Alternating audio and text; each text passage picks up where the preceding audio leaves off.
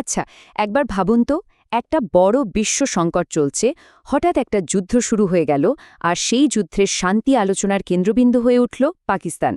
কিন্তু এই অঞ্চলের সবচেয়ে বড় শক্তি ভারত আশ্চর্যজনকভাবে একেবারে চুপ। আজকের এই বিশ্লেষণে আমরা ঠিক এই ব্যাপারটাই বোঝার চেষ্টা করব। ভারতের এই কৌশলগত নীরবতার পিছনের আসল কারণগুলো কী ছিল?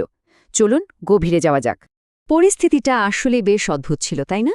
মধ্যপ্রাচ্যে যুদ্ধ লেগেছে, আর তার শান্তি আলোচনার আয়োজন করছে পাকিস্তান। প্রায় সবাই তখন একটা প্রশ্নই করছিল, এই অঞ্চলের স্বাভাবিক মধ্যস্থতাকারী হিসেবে যাকে ভাবা হয়, সেই ভারত ঠিক কোথায়? আলোচনার টেবিলে তাদের দেখা মিলছে না কেন? দেখুন, সংঘাতের শুরুটা ছিল খুবই নাটকীয়। 28শে ফেব্রুয়ারি যুদ্ধ শুরু হলো, আর তার মাত্র কয়েকদিনের মাথায় ইরান হরমুজ প্রণালী বন্ধ করে দিল। এটা কিন্তু বিশ্ব অর্থনীতিতে একটা বিরাট ধাক্কা ছিল। আর যখন 10শে এপ্রিল যুদ্ধবিরতির পর শান্তি আলোচনার কথা উঠল, তখন জায়গার নামটা শুনে অনেকেই বেশ অবাক হয়েছিলেন, ইসলামাবাদ। প্রশ্নটা হলো, পাকিস্তান কেন, ভারত নয়? ভারতের এই নীরবতার কারণটা যদি বুঝতে হয়, তাহলে সবার আগে আমাদের তাকাতে হবে অর্থনীতির দিকে। কারণ এই পুরো সংঘাতের কেন্দ্রে ছিল একটা জলপথ, যেটা ভারতের জন্য একটা লাইফলাইনের চেয়ে কোনো অংশে কম নয়। এই জলপথটার নাম হল হরমুজ প্রণালী। একটু আন্দাজ করুন তো, সারা বিশ্বের মোট তেল সরবরাহের প্রায় 21%, মানে বলতে পারেন 5 ভাগের 1 ভাগ, এই সরু পথটা দিয়েই কিন্তু যায়। এর গুরুত্ব এতটাই যে এখানে একটু এদিক ওদিক হলেই পুরো বিশ্বের অর্থনীতিতে তার ছাপ পড়ে। কিন্তু ভারতের জন্য এই সংখ্যাটা আরও অনেক বেশি ভয়ের। কারণটা কি?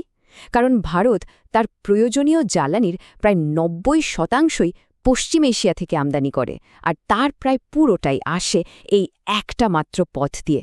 মানে বুঝতেই পারছেন ভারতের অর্থনীতি কতটা মারাত্মকভাবে এই একটা জলপথের ওপর নির্ভরশীল। তো যা হওয়ার তাই হলো। যখন এই প্রণালী বন্ধ হয়ে গেল, তার প্রভাব ছিল সরাসরি এবং বলা যায় ভয়ঙ্কর। ভারতের সাধারণ মানুষের জীবনে রীতিমতো সংকট নেমে এসেছিল, কারণ পেট্রোল আর রান্নার গ্যাসের দাম এমনভাবে বেড়েছিল যা কল্পনার বাইরে। এখন দেখুন, এই একই সংকটের মুখে দাঁড়িয়ে এই অঞ্চলের দুই প্রতিদ্বন্দ্বী শক্তি, ভারত আর পাকিস্তান, একেবারে দুটো ভিন্ন রাস্তা বেছে নিল। একদিকে ছিল প্রচারের আলো, আর অন্যদিকে ছিল পর্দার আড়ালের কূটনীতি। একদিকে আমরা দেখতে পাই পাকিস্তান খুব সক্রিয়ভাবে মধ্যস্থতাকারীর ভূমিকা পালন করছে, সবার সামনে আসছে।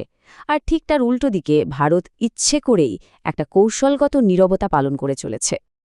এই দুটো ভিন্ন কৌশলের আসল কারণটা কিন্তু লুকিয়ে আছে তাদের নিজ নিজ লক্ষ্য আর সীমাবদ্ধতার মধ্যে।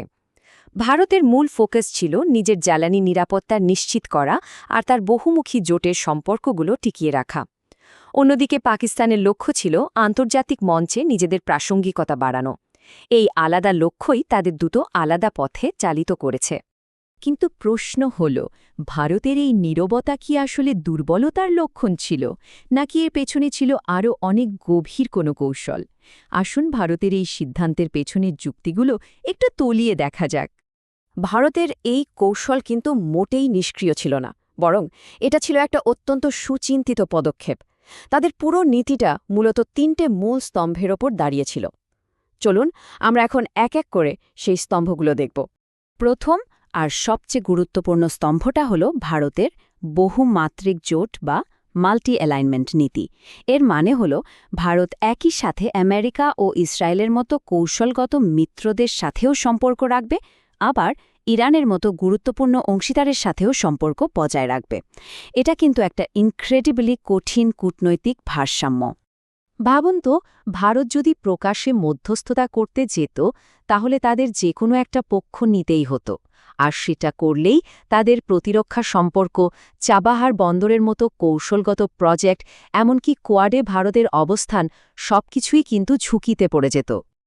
আর ভারতের এই দালাল না হওয়ার নীতিটা কিন্তু তাদের একটা ঐতিহাসিক সংবেদনশীলতা থেকে এসেছে।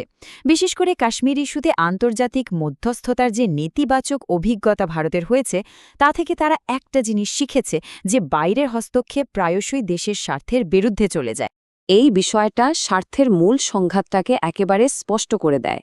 ভারতের প্রধান লক্ষ্য ছিল যে কোনো মূল্যে জলপথটা সবার জন্য খোলা রাখা, কিন্তু আমেরিকা এমন একজন সহায়ককে খুঁজছিল যে এই ধরনের কোনো শর্তই চাপাবে না। এখানেই ছিল মূল পার্থক্যটা। তো সব মিলিয়ে তাহলে কি দাঁড়ালো? ভারতের এই পদক্ষেপ কি একটা কূটনীতিক ব্যর্থতা ছিল, যেমনটা কিছু সমালোচক বলছিলেন, নাকি এটা আসলে একটা বড় সাফল্য ছিল? চলুন ফলাফলগুলো একটু মূল্যায়ন করে দেখি। দেখুন, পর্দার আড়ালে থেকে ভারত কিন্তু তার প্রায় সব লক্ষ্যই পূরণ করেছে। তারা প্রকাশ্যে মধ্যস্থতার ঝুঁকি নেয়নি, কিন্তু নীরবে নিজেদের জাতীয় নিরাপত্তা আর অর্থনৈতিক উদ্দেশ্যগুলো ঠিকই হাসিল করে নিয়েছে। ব্যাপারটা একটা ক্লাসিক কূটনৈতিক বোঝাপড়ার মতো। একদিকে পাকিস্তান একটা স্বল্পমেয়াদী প্রচার সর্বস্ব জয় পেল, আর অন্যদিকে ভারত পেল একটা নীরব কিন্তু দীর্ঘমেয়াদী কৌশলগত বিজয়।